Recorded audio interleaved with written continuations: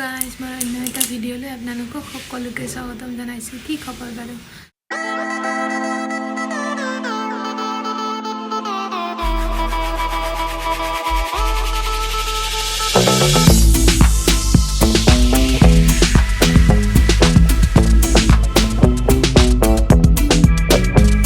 আজি যাবলৈ ওলাইছোঁ ঘৰ এনেই আৰু তাৰপিছত এইফালে বস্তু পাতি ৰেডি কৰিছোঁ যাবৰ কাৰণে।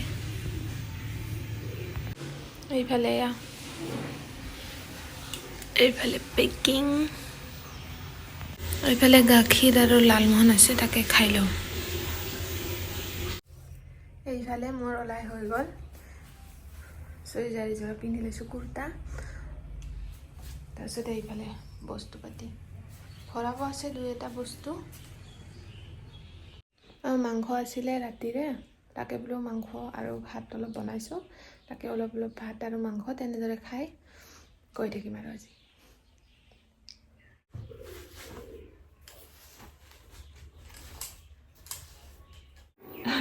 ড্ৰেছৰ কথা কি কৈ আছিলি কচোন? ড্ৰেছৰ কথা কি কৈ আছিলি? মেচ কৰা নাই। আজিকালি মেচ কৰাহে পিন্ধা নেকি?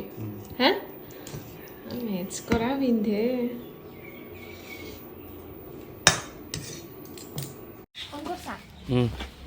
একদম বস্তু পাতি লৈ ঘৰত যাবৰ কাৰণে ৰেডি।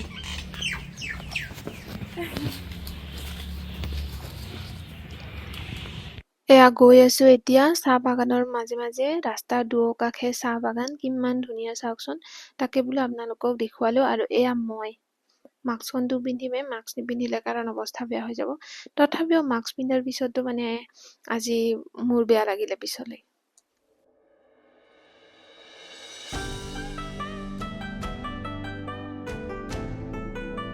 এতিয়া আমি আহি পালো কলীয়া ভোমোৰা দলং। আহকচোন কলীয়া ভোমোৰা দলঙৰ বিষয়ে দুই এটা কথা আপোনালোকৰ লগত শ্বেয়াৰ কৰোঁ। আৰু কলীয়া ভোমোৰা দলংখনৰ আধাৰশিলা স্থাপন কৰিছিল 1978ত তদানীন্তন প্ৰধানমন্ত্ৰী মোৰাৰজী দেশাই, আৰু 1987ত প্ৰয়াত প্ৰধানমন্ত্ৰী ৰাজীৱ গান্ধীয়ে কলীয়া ভোমোৰা দলংখন উদ্বোধন কৰিছিল। আৰু কলীয়া ভোমোৰা দলংখনৰ নাম ৰখা হৈছিল আহোম সেনাপতি বৰফুকন কলীয়া ভোমোৰা নামেৰে, কলীয়া ভোমোৰা দলং।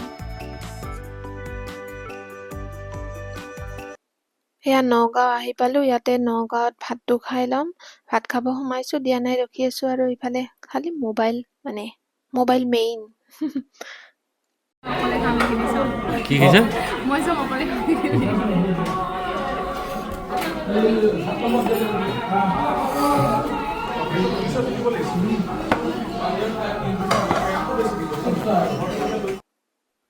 এইফালে আৰু নগাঁৱৰ পৰাতো বহুতখিনি দূৰ আছে, তাকে বোলো ৰাস্তাত খাবৰ কাৰণে তামোলখিনি লৈছোঁ। যাবিনে?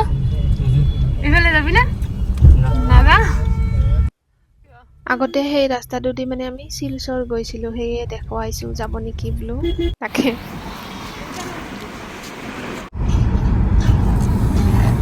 কি আহি পালো আমি?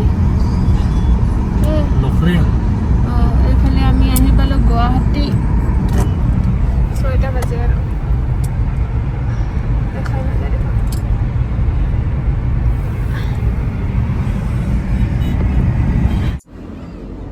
এয়া গুৱাহাটী পাৰ হৈ ঘৰৰ কাৰণে বস্তু দুই এটা কিনি ল'লোঁ, খোৱা বস্তু মানে। আৰু এইফালে কফিও খাই ল'লোঁ, মোৰ বিষাই আছিল যিহেতু। তাকে কেমেৰা থোৱা জেগাটা ভাল আছে নে?